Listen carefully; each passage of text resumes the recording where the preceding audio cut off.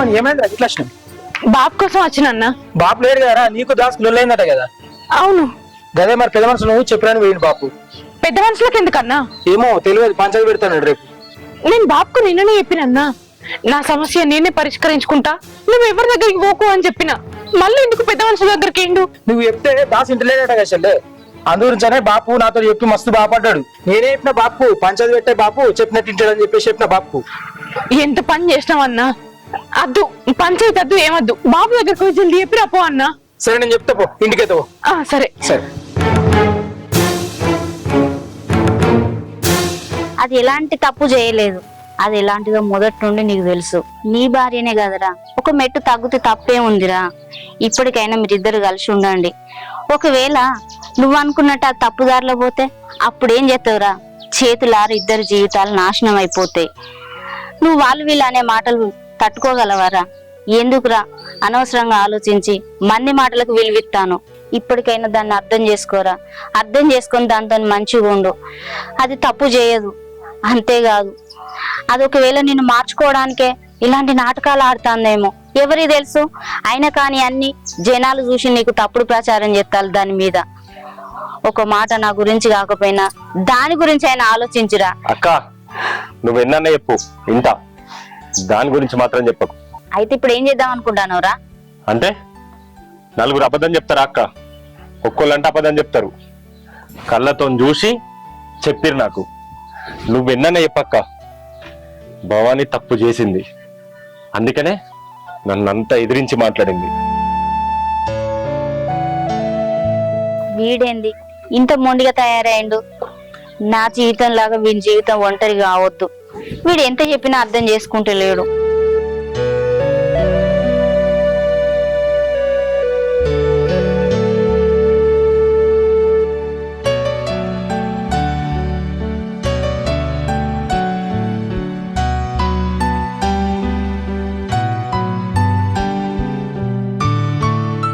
ఏంటిది బిడ్డ, నువ్వు అనుకున్నంత పని చేసావు కదా బిడ్డ. నువ్వు అట్లా చేస్తావు అనుకోలేదు బిడ్డ. నేను అంటే ఏంది బాపు నువ్వు అనేది? నేను తప్పు చేసినా నువ్వు అనుకుంటున్నావా? నువ్వు తప్పు చేసినావు నేను అనుకున్నాను బిడ్డ, కానీ అల్లుడికి దూరం అయిపోయావు కదా బిడ్డ. అల్లుడేమో అక్కడ, నువ్వేమి ఇక్కడ. నేనేం కావాలని చేసుకున్నది కాదు కదా బాపు. అది కాదు బిడ్డ, నేను నిన్ననే అల్లుడితో గట్టిగా మాట్లాడతాను చెప్పిన. నేను మాట్లాడితే అంత గొడవ ఉండకపోవు కదా బిడ్డ. తప్పంతా నీదే బిడ్డ. నువ్వు మాట్లాడేది ఏంది బాపు? అంటే అల్లుడు ఎన్ని తప్పులు చేసినా ఏం కాదు, కానీ బిడ్డ ఏదైనా తప్పు చేసినట్టు అనిపించినా కూడా అది తప్పే, అంతే కదా నువ్వు అనేది? అది కాదు బిడ్డ. నువ్వు ఆగు బాపు, నాకు అంత అర్థమైంది. మగోడు ఎన్ని తప్పులు చేసైనా లోకం మీద తిరగచ్చు. ఆడది తప్పు చేయకున్నా కూడా తప్పు చేసిందేమో అని అనుకొని దాని మీద నిందెత్తారు. ఏంది బాపు ఇది? మొగోళ్ళకు ఒక న్యాయం, ఆడళ్ళకు ఒక న్యాయమా? మరి నువ్వు నీ అల్లుతో మాట్లాడచ్చు కదా, నువ్వెందుకు పోలేదు? ఎందుకు మాట్లాడలేదు? నిన్న పోతాను అన్నా కదా బిడ్డ, నువ్వే వద్దాను. ఇప్పుడు ఏ ముఖం పట్టుకొని అల్లుడి దగ్గరకు మాట్లాడలేను. నిన్న నువ్వు ఉన్న కోపంలో అల్లుని దగ్గర పోతే ఎంత పెద్ద గొడవ అవుతుందో అని అద్దన్నా. ఇప్పుడు పోయి మాట్లాడచ్చు కదా. నేను మోన్ బిడ్డ. ఎందుకు ఎందుకు పోవు? ఏం మాట్లాడాలి పోయి అడిగి? అంటే నా బిడ్డ తప్పు చేయలేదు అని నువ్వు సమర్థించవా? నేను సమర్థించుకుంటా కానీ ఆయన అర్థం చేసుకుంటాడు లేడు. ఇప్పుడు అర్థం చేసుకునేటట్టు చెప్పాలి. నీ బిడ్డ తప్పు చేసిందని నువ్వే నమ్ముతున్నావు, ఇంకా వేరే నమ్మరా బాపు? అది కాదు బిడ్డ, నేను ఇప్పుడు అల్లుని దగ్గరికి ఏ ముఖం పెట్టుకుని అడగాలి? నువ్వు ఇప్పుడు పోకపోతే తండ్రి బిడ్డ ఇద్దరిద్దరే ఉన్నారా అనుకోడా? అందుకే పోయి నువ్వు మాట్లాడు. ఆయన ఏమంటాడో విను. అంతే అంటావు బిడ్డ? పోయి రప్పు, పోయి మాట్లాడత్తి.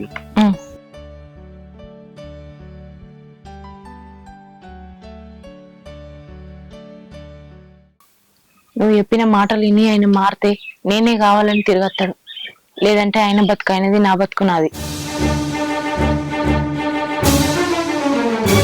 ఒరే, నీకు చెప్పిన ముచ్చట ఏం చేసినవురా? దాసు శైలి ఇంటికి వస్తే ఫోన్ చేసి చెప్పురా, ఊకే అటకెలో కన్ను పెట్టురా అని చెప్పిన. ఇంతవరకు ఫోన్ చేయలే, ఏం చేయలే, సడన్ గా ఇట్లా వచ్చినవేంద్రా? అక్క నేను చూసినా దాని ఇంటికి రానే రాలేదు దాసన్న. ఏంది, శైలి ఇంటికి పోలేదా తమ్ముడు? వీడు ఎడిపోయినట్టు మరి. కోపంగా పోయి ఇంతవరకు ఇంటికి రాలేదు. ఒకవేళ రాదింటికి గాని పోయిండారా? ఒకవేళ దానింటికి పోయినా సరితో చూసి ఫోన్ చేసి చెప్పే అన్న చూస్తే అక్క ఒక కన్ను పెడతా అన్నది. అది కూడా ఇంతవరకు ఫోన్ చేయలేదురా. అరే తమ్ముడు ఒక పని చేసి పెడతావారా, రాదింటి దాకా కూడా పోయి చూసొస్తావారా? ఒకవేళ దాసన్న ఉంటే నాకు ఫోన్ చేయి వెంటనే, సరేనా? సరే. ఫోన్ కలతలేదు. ఫోన్ చెక్ చేస్తా పో ఇప్పుడు. ఫోన్ ఒకవేళ అయినా కాలేకపోతే నువ్వు వచ్చి చెప్పు, సరేనా? సరే తొందర పోరా. సరే.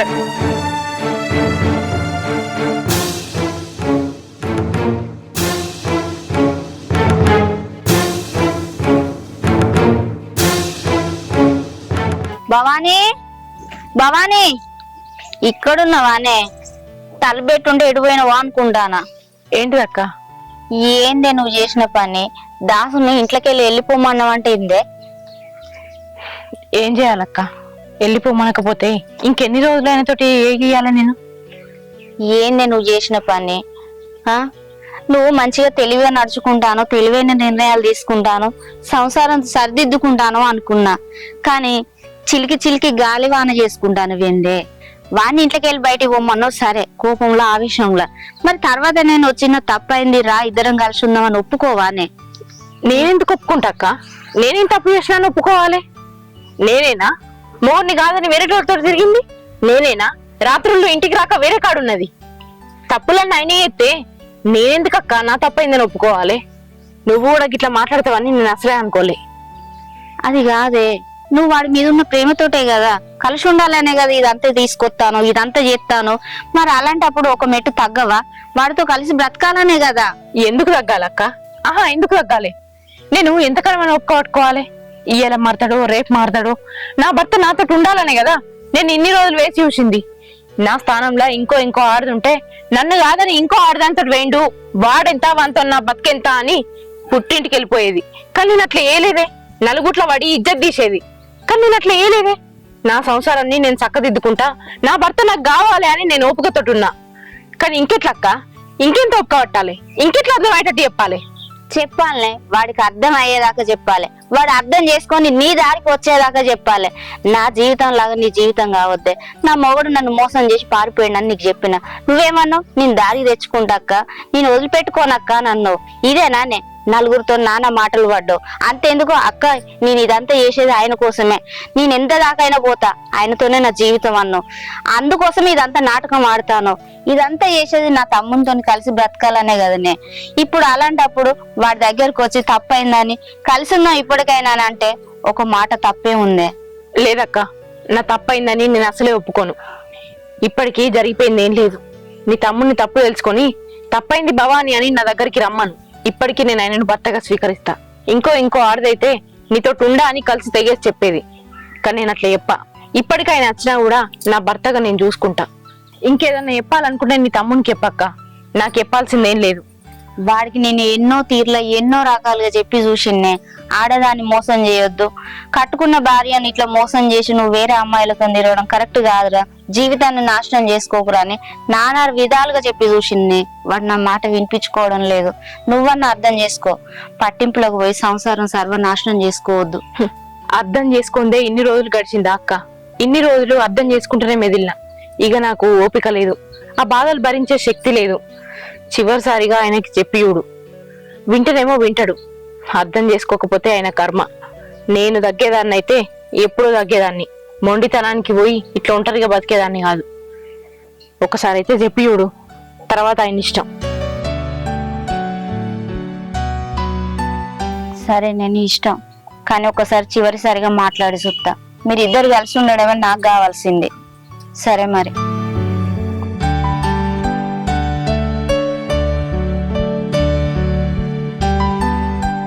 నేను అల్లుతో మాట్లాడిన బిడ్డ, ఆయన నా మాట లెక్క ఎత్తలేడు.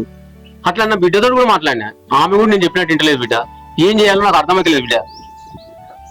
నేను కూడా మాట్లాడిన మామయ్య, నా తమ్ముడు వినే పొజిషన్ లో కూడా లేడు. ఇక భవాని విషయానికి వస్తే ఏ ఆడపిల్ల తీసుకొని నిర్ణయం తీసుకుంది మామయ్య? ఏ నిర్ణయం తీసుకుంది బిడ్డ? భవాని నా తమ్ముని మీద ఉన్న ప్రేమతోటి తన మీద తనే నిందలు పుట్టించుకుంది, ఏవేవో పుకార్లు పుట్టించింది. అవన్నీ నా తమ్మునికి తెలిసేలా చేసింది. వాడు అవన్నీ నిజమని నమ్మి భవాని మీద కోపానికి పోయిండు. వాళ్ళ మధ్య గట్టిగానే గొడవలైనాయి మావయ్య. అంతేకాదు వాడిప్పుడు భవానీనే తప్పు పడతాండు. నా తమ్ముడు కూడా మరదల్నే తప్పు పడతాడు మామయ్య. నేను కూడా అదే విషయం నమ్మి భవాన్ దగ్గరకు కొట్టినా, కానీ ఏ ఆడబిడ్డ వేసుకొని నిందా తన మీద వేసుకొని తన భర్త కోసం ఏ ఆడపిల్ల చేయని త్యాగం చేస్తుందా బిడ్డ. ఇప్పటికైనా మీ తమ్ముడు అర్థం చేసుకొని భవాన్ తోటి కలిసి ఉంటున్నాను చాలు, అంతకంటే నాకు ఏం కావాలి బిడ్డ. కానీ ఆ రోజు ఎప్పుడు వస్తుందేమో. ఎప్పటికీ వాళ్ళు కలిసే ఉంటారు మామయ్య. ఎన్నటికైనా నా తమ్ముడు నా మరదల్ని అర్థం చేసుకుంటాడు. అర్థం చేసుకునే రోజు తప్పకుండా వస్తుంది. నువ్వేం బాధపడకు మామయ్య. ఊకే ఈ విషయం గురించి రంది పెట్టుకోకు, సరేనా? మంచోళ్ళకు మంచే జరుగుతుంది. నా మరదలు మంచిది, దానికి తప్పకుండా మంచే జరుగుతుంది. రాలేదక్క. ఆయన ఎందుకు అత్తాడు? ఆయనకు నేను అవసరం లేదు, నా ప్రేమ అవసరం లేదు. ఆయనకు బయట జీవితమే మంచి ఉంది, అక్కడనే ఉండాలని నిర్ణయించుకున్నాడు. ఇక నేనెందుకు అదకత్త చెప్పు. చేసేదేం లేదక్క. ఆయన అత్తనే, ఆయనతో నా జీవితం. లేదంటే ఒంటరిగానే బతుకుతా.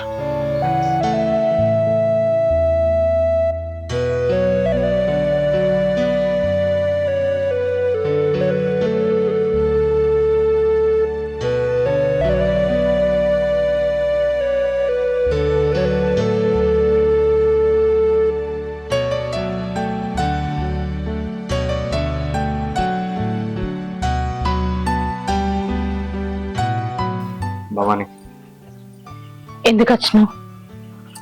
నా తప్పు నేను తెలుసుకున్నా. నీకు నన్ను ఎంత ఇష్టమో కూడా తెలుసుకున్నా. నా కోసం ఏ ఆడ చేయలేని పని చేసినావు. అంత పెద్ద నింద నీ మీద వేసుకున్నావు. నన్ను మార్చడానికి తప్పు చేసినట్టు నటించినావు.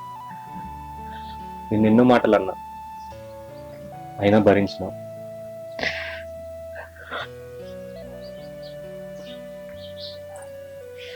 నన్ను క్షమించుకోవాలి. ఈ మార్పే కదా నేను కోరుకుంది. ఆడది ఆస్తిపాస్తులు కోరుకోదు, అవన్నీ లేకపోయినా బతుకుతుంది. కానీ తన ఐదోతనాన్ని ఇంకో దానికి వంచడానికి ఏ ఆడది ఒప్పుకోదు.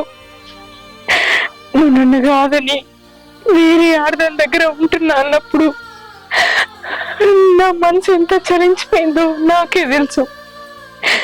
నువ్వేదో తప్పు ఎత్తున్నావని నిన్ను వదిలిపెట్టిపోయి నేను మా బాపు దగ్గర చెప్పుకొని ఆన్నే ఉండిపోతే నీ జీవితాన్ని నువ్వు సర్వనాశనం చేసుకుంటావు. అక్కడ ఒక్క దగ్గర ఆగది నీ ప్రయాణం. ఇంకొకరు వేరొకరు ఇట్లా ఎక్కడ నీ జీవితాన్ని నాశనం చేసుకుంటావో అని భయపడ్డ రోజులే ఎక్కువ. నా జీవితం నాశనమైంది అని నేనేనాడు బాధపడలే. నీ జీవితాన్ని నువ్వెక్కడ నాశనం చేసుకుంటావో అనే భయపడ్డా. ఎట్లయినా నా భర్త నేనే దక్కించుకోవాలి. ఆయన ప్రేమంతా నాకే దక్కాలి. వేరొక ఆడదానికి ఆయన మనసులో స్థానం ఉండొద్దు. ఏదో ఒకటి చేసి ఆయన నేనే పొందాలి అనుకున్నా. అందుకే ఆలోచించిన ఏం చేస్తే మారుతాడు అని. 10 మంది 10 రకాలుగా మాట్లాడుకున్నా. ఎవరేమనుకున్నా పర్లేదు, నా భర్త వచ్చడం నాకు ముఖ్యమని ఆ నిర్ణయం తీసుకున్నా. ఆ నిర్ణయం తీసుకుంటా ఎంతమందో ఎన్నో తప్పుడు ప్రచారాలు చేశారు. అవేవి నేను పట్టించుకోలే. ఒక్కనాడు కాకపోతే ఒక్కనాడు నా ప్రేమ అర్థం చేసుకుని నువ్వే అర్థం అనుకున్నా. ఆ రోజు ఇంత తొందరలోనే వచ్చింది. నువ్వు నా ప్రేమను అర్థం చేసుకున్నావు, నాకు అంతే చాలు. ఏడవకు భవాని, నిన్ను ఇప్పటి నుంచి మహారాణి లాగా తీసుకుంటా. ఎన్ని రోజులు జరిగిందేదో జరిగిపోయింది. నేను ఇంకెప్పుడు అలాంటి తప్పు చేయ. నిన్ను వదిలిపెట్టి ఎక్కడికి పోను. మనం ఎప్పటిలాగా హ్యాపీగా ఉన్నాం.